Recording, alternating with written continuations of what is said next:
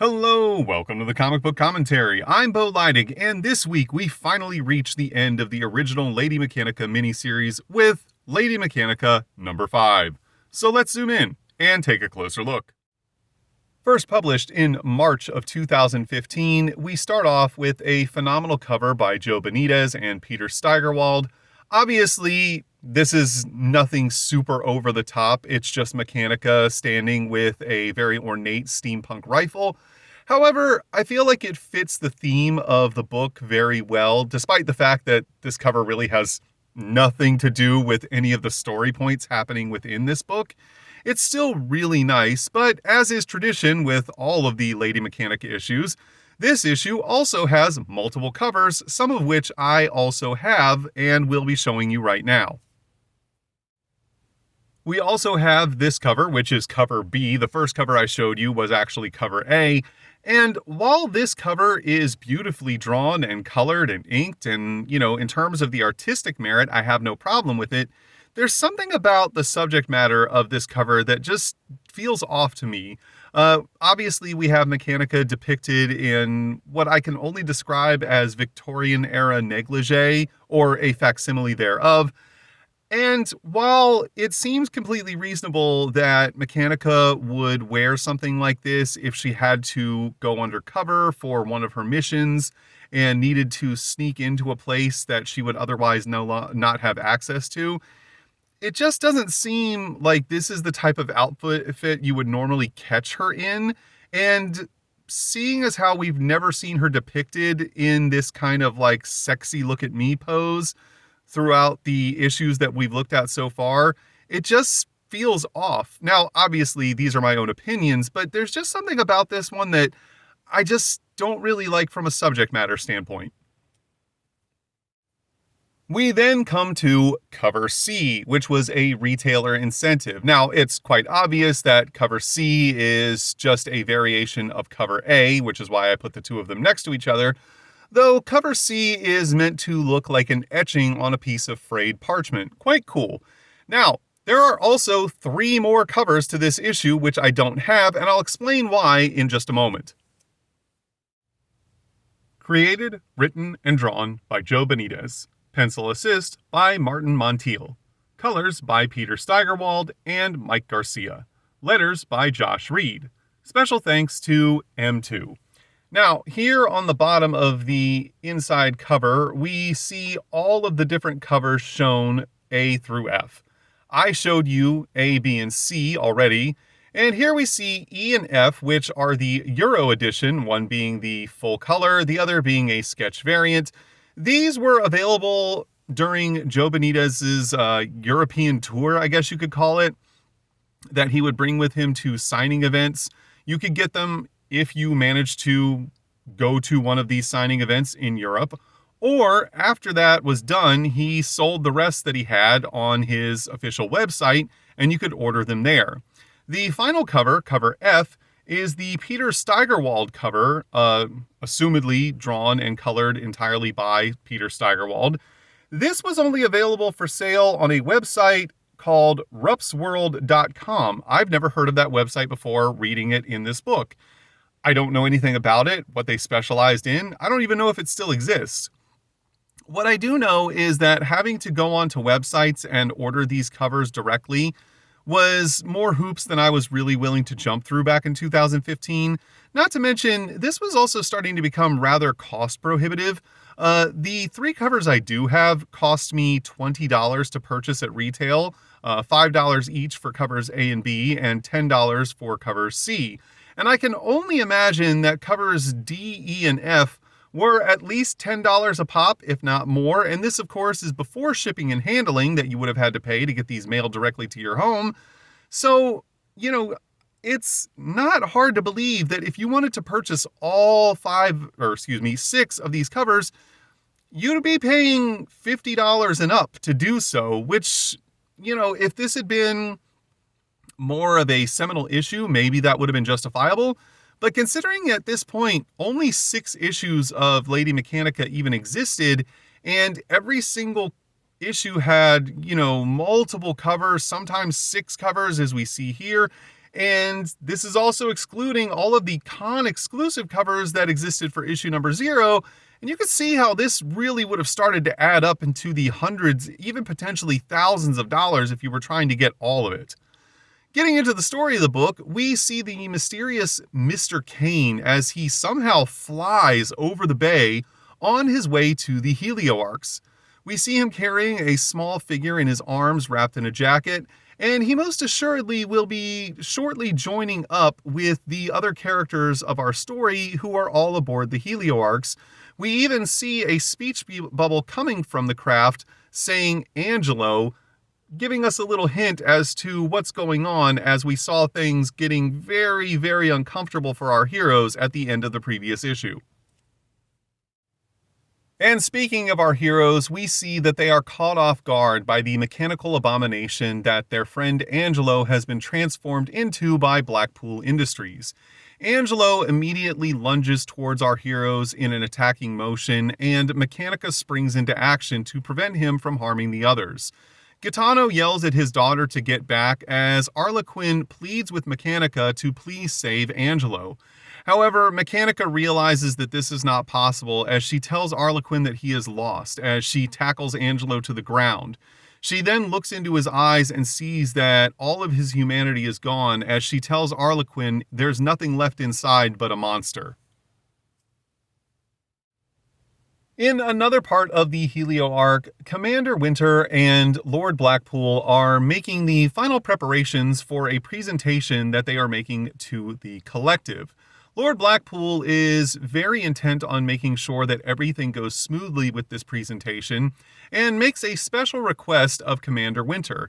He asks if she will allow the collective to inspect and examine her new mechanical hand. Those of you who have been following along with this story may recall that her hand was mutilated in her last meeting with Lady Mechnika by Lady Mechnika. This immediately is something that Commander Winter finds rather insulting as she tells Lord Blackpool that she will not be put on display like one of his sideshow freaks. However, Blackpool then quickly backpedals and states that this is not something for simple curiosity. It's because her hand was made possible through the mysterious serum that he has gained access to but does not know how to create. And he needs to make sure that he can secure the funding necessary to continue his research so that he can in fact figure out how to reverse engineer the serum and produce more of it. Commander Winter seems to concede to his request at this point as she admits that the serum is rather incredible and that the capabilities it gave him to create this seemingly impossible mechanical flesh hand that she now has is worth trying to recreate, so she decides that she's going to go along with his plan as she excuses herself to join up with the ball.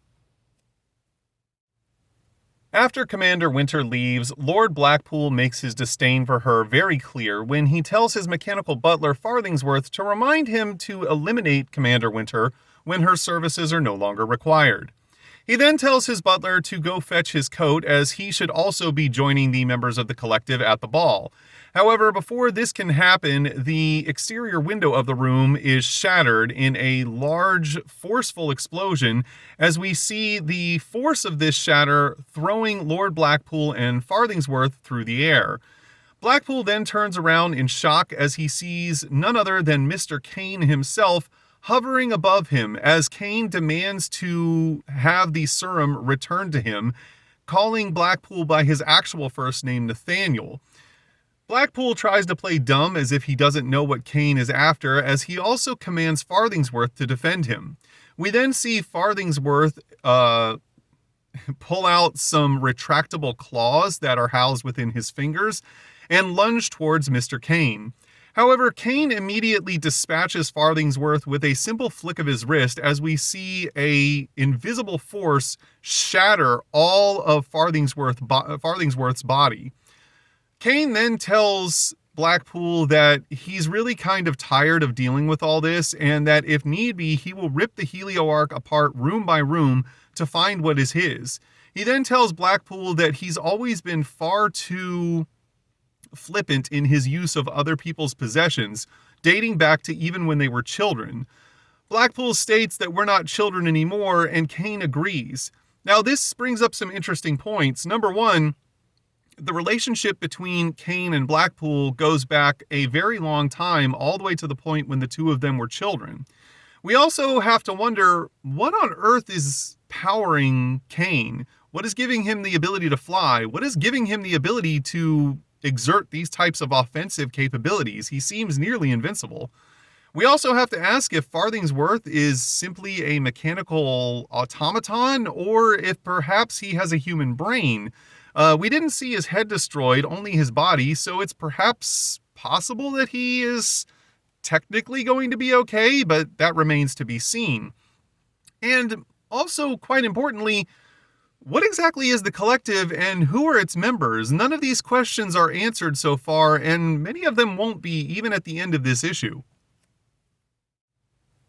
His patience wearing thin, Kane holds Blackpool by the throat above his head and once again demands to know the location of the vial.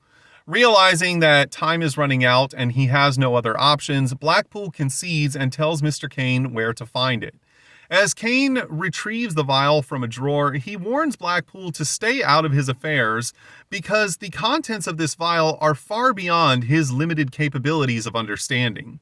Meanwhile, as our heroes desperately try to fight off Angelo, Lady Mechanika demands that Gaetano put Angelo out of his misery and that it's the only humane thing left that they can do. Arlequin pleads with her father to spare Angelo, but Gaetano realizes that Mechanika is right and that this is the only thing that they can do now to help their friend. Mechanika jumps free and tells Gaetano to open fire, which he does. However, his bullets bounce off of Angelo's mechanical body, as we then see Angelo charge onto Gaetano. Mechanika then pulls free her own pistol and opens fire, ordering Gaetano to aim for the glass dome that surrounds Angelo's head. As the battle rages on, we see Angelo roar in anger. Meanwhile, in the room with Blackpool and Kane, we find out that the small figure Kane had with him was none other than Serafina, the other daughter of Gaetano, who has been at the center of this entire story. She begins to regain consciousness and groggily says the name Angelo. Having put the serum from the vial into a syringe, Kane slowly approaches Serafina. Meanwhile, we see that Angelo is continuing to be shot in his glass dome by our heroes, as Kane stands over Serafina, grabs her by the hair, and slowly injects some of the serum directly into her head. We then see that Angelo is receiving fire from all sides as his dome starts to break apart and he roars out in agony. At this same moment, Serafina suddenly snaps out of it and leaps forward, attacking Mr. Kane, slashing him across the chest with her now mechanical talon hands. This catches Kane off guard as he falls to the ground, and we see Serafina slowly get to her feet. She seems to not fully understand where she is or what's happening as she starts to exit the room. She walks by Blackpool, who wisely decides not to try and impede her as she continues to simply repeat the name Angelo, almost as if she understands the danger and pain that he's currently in. I do find it odd, though, that Kane, despite being, I guess, the foremost expert on this serum and exactly what it does, was not prepared for Serafina's reaction when he injected her with it and brought her back to full consciousness. It seemed as though he would have known that this was a possibility, that she would suddenly attack him. But again, this may have something to do with some sort of deeper psychological bond she has with Angelo. So it's entirely possible that this was something that he was not expecting at all. We then once again find ourselves in the grand ballroom of the Helio Arcs. Commander Winter is interrupted by one of the guards who informs her of the disturbances on level 13. Knowing that level 13 houses the laboratories, Commander Winter springs into action. She commands the guard to go and fetch her armaments while she changes into an outfit more befitting of the physical confrontation that she is assuming is ahead. Meanwhile, back in the room that houses Blackpool and Kane, Blackpool asks Kane why he would waste so much of these precious little resources on Serafina. Kane reiterates that these things are just beyond Blackpool's comprehension. At this point, Blackpool tries to make a final plea to Kane, who he calls by his first name, which is Elias. He tells him that he never doubted any of his genius or denied it, and that it is his genius that was even most helpful in creating the helio arcs. He then pleads with Elias, aka Mr. Kane, to rejoin him, even calling him brother. But as Kane retrieves his top hat, he simply tells Blackpool, "We were never brothers, it just took me longer to realize that." At this point, Blackpool becomes rather angry as he shouts at Kane that he is a fool to throw all of this away and that he should look past their differences.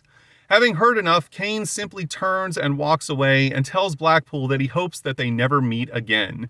And this is very interesting because this implies that Kane and Blackpool were potentially siblings of some sort, maybe step-siblings, who grew up together and were very much aligned with one another at one point in their lives, and something led to a very severe falling out between the two of them. And while Blackpool seems to have a much stronger drive in terms of what he wants to accomplish, the person with all of the know-how and smarts was actually Elias Kane, who we very much do not know really anything about. He is a super mysterious character, and in all honesty, this is the most information we've gotten about him in the first 6 issues of Lady Mechanika. Back on Deck 13, having defeated Angelo, Mechanika tries to convince Gaetano and Arlequin that they have to leave, that their battle with Angelo has most certainly alerted the guards to their presence, and that Serafina is not aboard the Helio Arcs, and that she will have to track her down later using the journal that she has stolen from the laboratory. However, it's at this point that Serafina herself wanders into the lab, simply repeating the name Angelo. The 3 of our heroes are shocked when they see her enter the lab and watch her slowly move towards the dying body of Angelo. Realizing the danger she's in, Gaetano shouts out at her to stop. However, Serafina seems to be in somewhat of a trance as she slowly approaches the body of the man she was in love with, not realizing that Angelo is not the man that she was in love with any longer. He immediately, with his humanity gone, attacks her and stabs her through the chest with one of his mechanical limbs. Upon seeing his daughter mortally wounded, Gaetano immediately runs to her side as Mechanika puts a bullet into Angelo's brain. He grabs his daughter as she calls out to him, and he says he's here. Serafina asks for him to forgive her for leaving the circus, but Gaetano stops her, stating there's nothing to forgive as he begs her not to die. He holds her close as we see him and Arlequin sobbing over Serafina's body, when all of this is interrupted when someone calls out Mechanika's name. Now, my assumption here is that because Serafina was given the serum that came from Kane, she never truly lost her humanity. While Angelo was given a serum that Blackpool tried to make by replicating the serum from Kane, and therefore it was flawed, and its recipients tend to then go mad. This is only an assumption, it's not explained this way, and we also have to contend with the idea that this entire time we've been told that there's something very unique about the blood of Gaetano's family, and that it is said to be the blood of angels. So we don't know if that plays a role in any of this either, as obviously Angelo was of another family and a different bloodline. But there's a lot of mystery still going on here that we're trying to get our heads around. The interruption, of course, comes from Commander Winter, along with a large contingency of soldiers. She immediately starts to gloat as she thanks Mechanika for bringing the subjects that she was after the whole time directly to her. She then tells the guards to subdue our heroes and tells them that they're free to do whatever they like to Mechanika, but that she needs the others in one piece. Mechanika immediately springs into action as she opens fire and tells the others to run. However, she is quickly overwhelmed by the sheer numbers of soldiers, who then use some sort of electrode to shock her and subdue her. We then see Winter thank Arlequin for coming on board the Helio Arcs, as she now no longer has to track her down, as we see several guards grab the young girl. Upon seeing this, Gaetano springs into action, demanding that they let his daughter go. However, he immediately meets the same fate as Mechanika, as they electrocute him and bring him to his knees. He then pleads with Commander Winter, asking her to let his daughter go and take him instead. However, Winter asks why she would ever do such a thing. She now has 3 members of his family, and more importantly, access to their blood, which is incredibly vital to the research that Blackpool Industries is doing in its quest to recreate the serum. Upon hearing this, Gaetano warns her to be very careful what she's asking for, as she may get more from his family's blood than she bargained for. He then yells out the name Napoleon, as we see the family's monkey jump in from out of nowhere and land on top of Commander Winter's head, causing a disturbance. This grabs the attention of everyone in the room, and Gaetano uses the distraction to his advantage as he grabs a large piece of glass off of the floor and prepares to make his counteroffensive. Gaetano then leaps to his feet and shouts out, "We are Romani and we never submit." He then throws 2 of the glass shards he picked up like throwing knives directly into the foreheads of 2 of the soldiers, killing them instantly. Following his lead, Arlequin and Mechanika both spring into action, fighting back against the soldiers. However, at this point, Commander Winter becomes infuriated as she lets out a scream that scares Napoleon right off of her face. She then decides to open fire not only on our heroes, but also her own soldiers. She scolds all of the men, telling them you can't even subdue 2 women and an old man.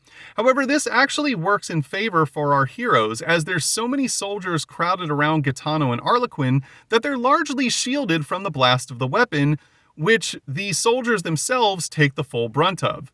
The same thing happens as Commander Winter tries to fire upon Lady Mechnika, who jumps out of the way as 2 more of her soldiers go down. Unfortunately, Mechanika then finds herself cornered by Commander Winter, who tells her once again, "It's just the 2 of us, but I won't make the same mistake you did in our last meeting." She then pulls the trigger and hits Mechanika point blank with a blast from her weapon, whatever it is. It's some sort of sci-fi steampunk rifle thing, but it doesn't fire bullets. We're not exactly sure where she got this from or exactly how it works. We do know, however, that this throws Mechanika to the ground and causes her to be in a somewhat concussed and groggy state. Winter then stands over Mechanika and begins to gloat, telling her, "I actually don't have any reason to enact self-serving mercy the way that you do, and I'm completely content to be the item of your demise," as she puts it. To which Mechanika responds, "You're mad," as we see that her clothing is ripped and there's smoke coming off of her body.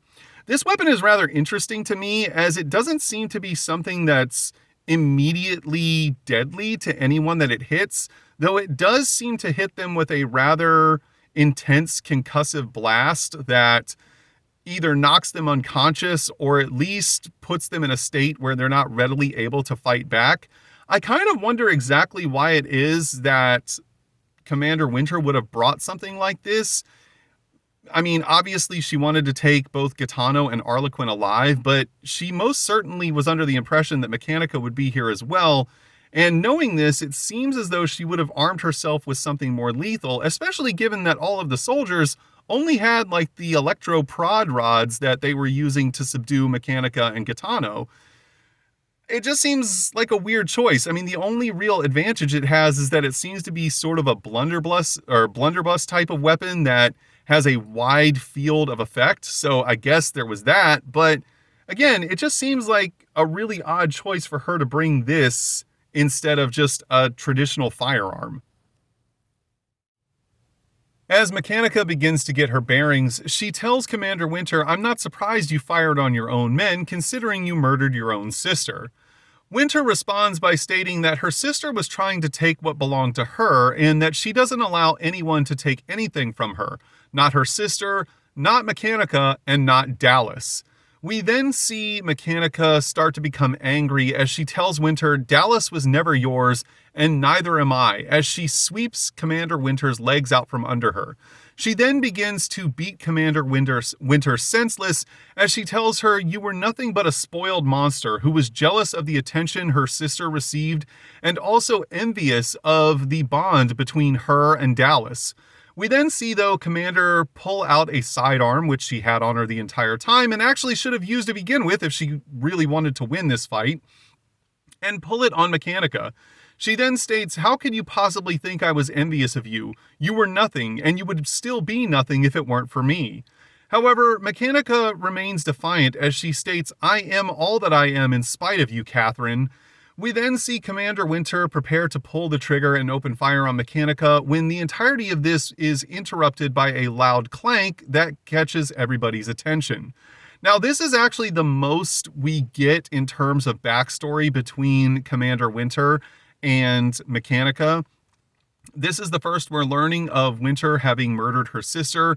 We have no idea who this Dallas character is. Perhaps there was some sort of a love triangle, but it could have just been some sort of a friendship bond. What we do know is that Mechanika very much holds Catherine responsible for a lot of bad deeds that she's committed and is definitely wanting to make her pay for having committed all of those deeds.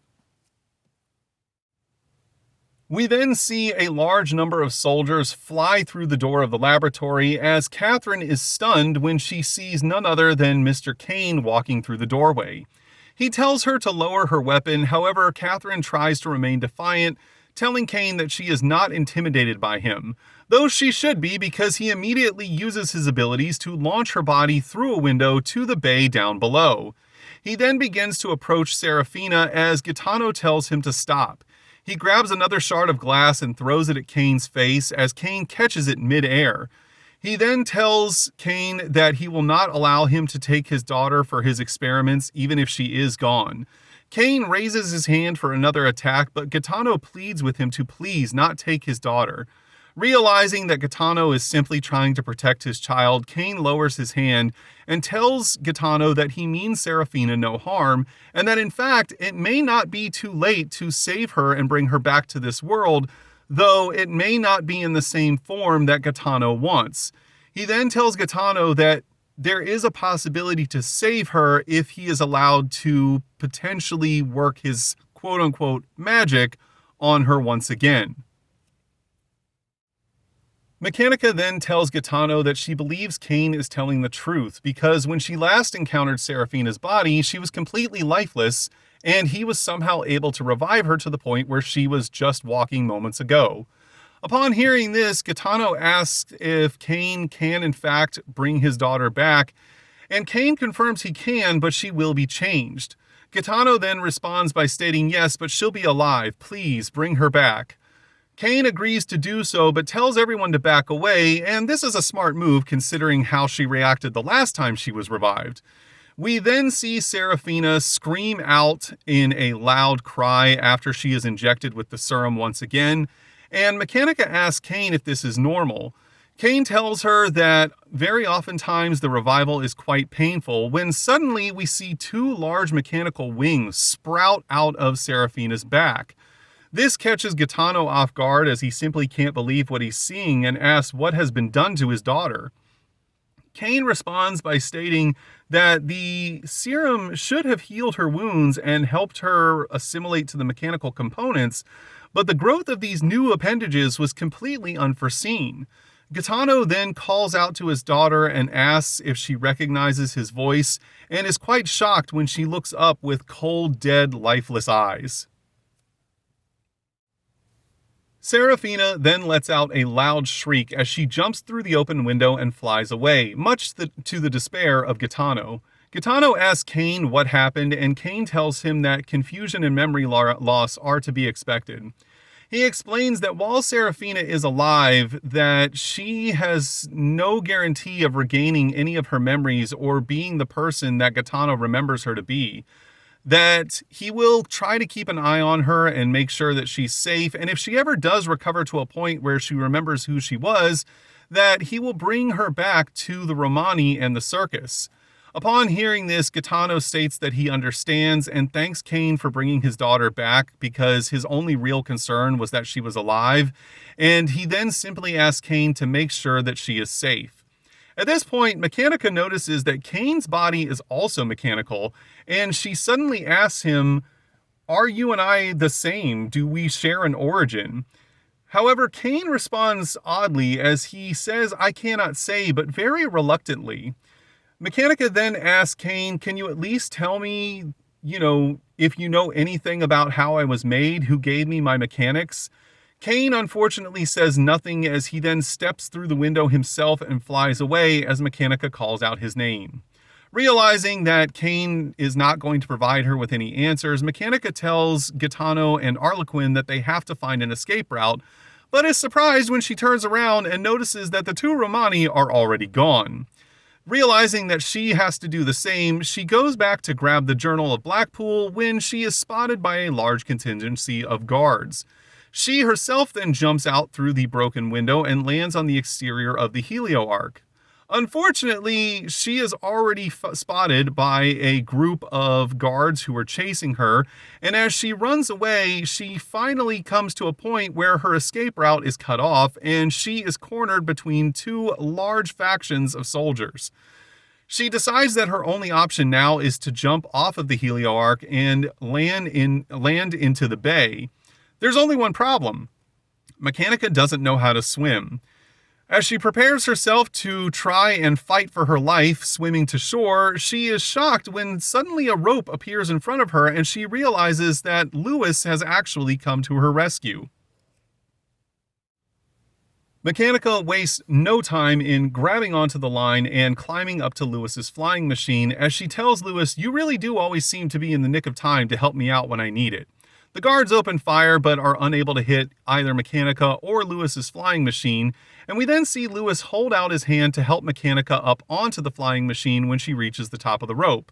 However, upon doing so, he seems to be rather shocked as he says, "Your hand, it's injured."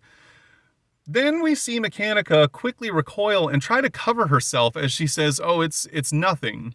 Realizing that Mechanika is very uncomfortable and perhaps maybe even seeing her vulnerable for the very first time, Lewis quickly hands her his coat as he says, "It's nippy up here, you should put this on." Mechanika takes it and does so as Lewis asks her if she was able to salvage the Lewis wing, the device he gave her to fly onto the Helio Ark. She says no, but Lewis says it's not a problem as he's already developing the next iteration that's going to be better than ever. Several days later, we find both Lewis and Mechanika have gone to the home of Professor Littleton, as Mechanika is hoping that Littleton can look over the Journal of Blackpool and perhaps decipher it better than she could. She explains that there's quite a bit of medical jargon inside of this journal that she simply doesn't understand. Littleton says that he doesn't necessarily know if he'll be able to do a better job, but that he will give it his absolute best. Mechanika thanks him as she and Lewis begin to exit his home and walk by Littleton's daughter, who still does not believe this to be the real Lady Mechanika and is quite short with her as she simply says, "Ma'am." As Lewis and Mechanika exit the door, Littleton's daughter asks him once again, "What was that woman doing here?" Littleton tells his daughter that she simply needed some medical advice and then asks his daughter to go have their maid draw a bath for her mother.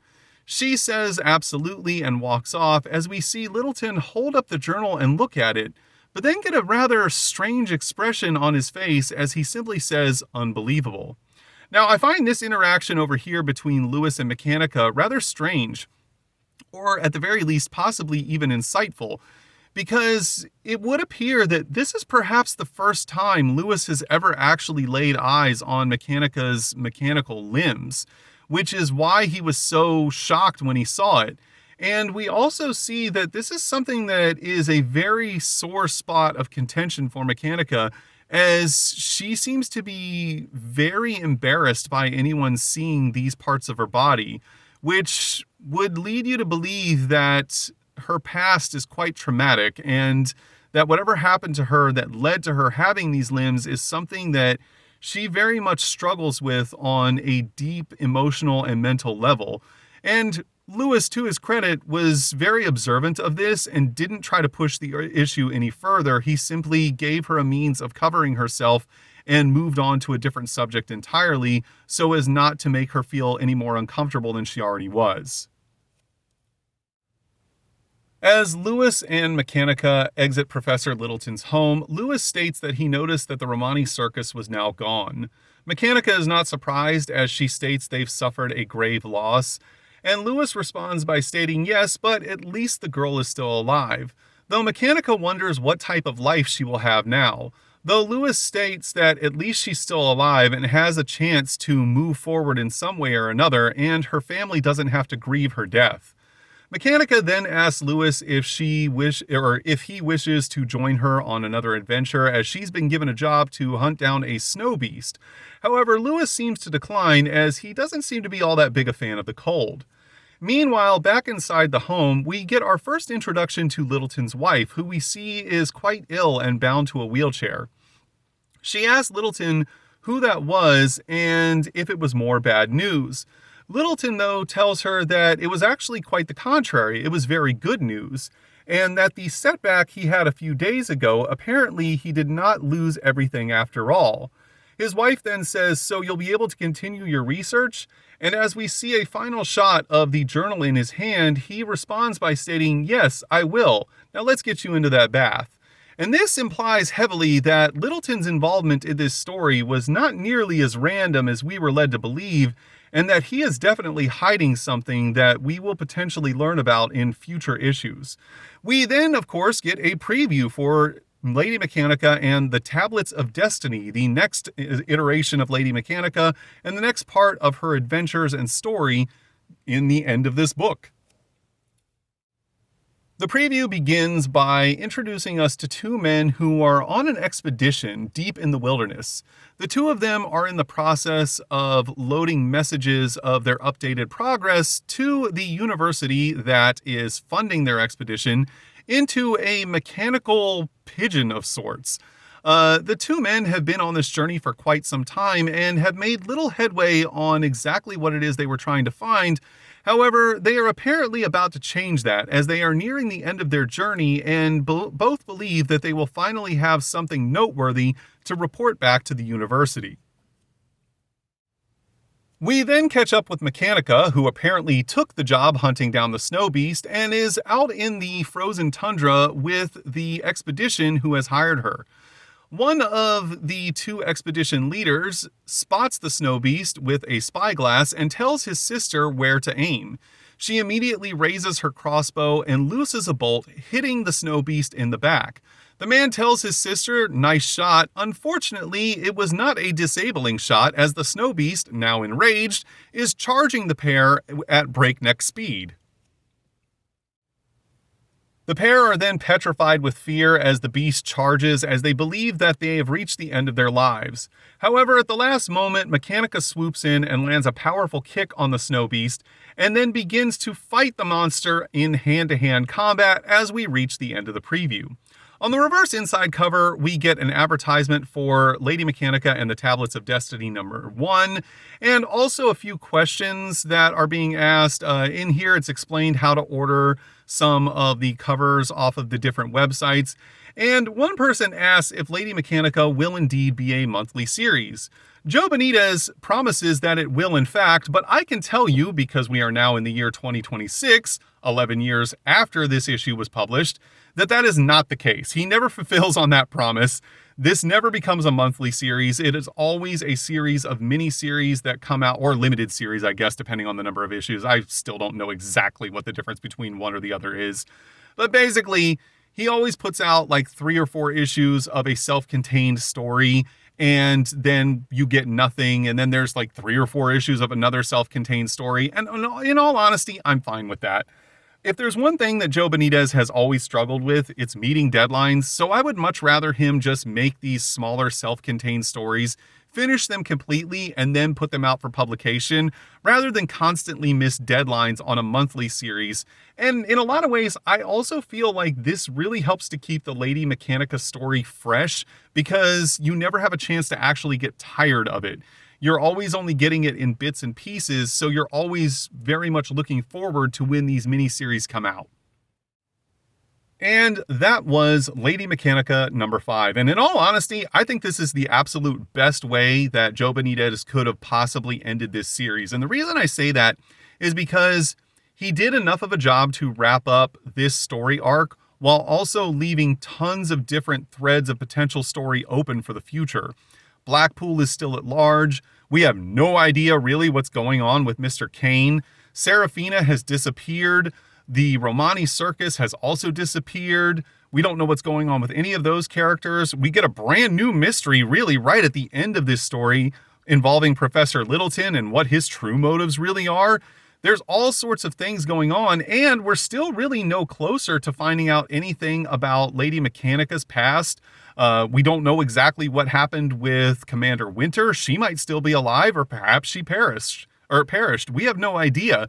The two of them may once again cross paths, which would lead to us finding out, hopefully, more about exactly why the two of them dislike each other so much and what went down in their past to cause that divide.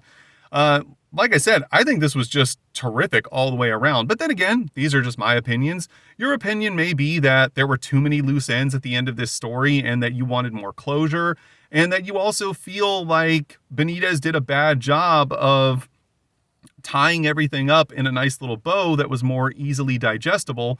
And you may also be upset at the fact that he wasn't entirely truthful about turning this into an ongoing monthly. And if that's the case, it's okay, because everyone's entitled to their own opinion. If you enjoyed today's video, please feel free to like, comment, and subscribe. And thanks for stopping by. Have a great day.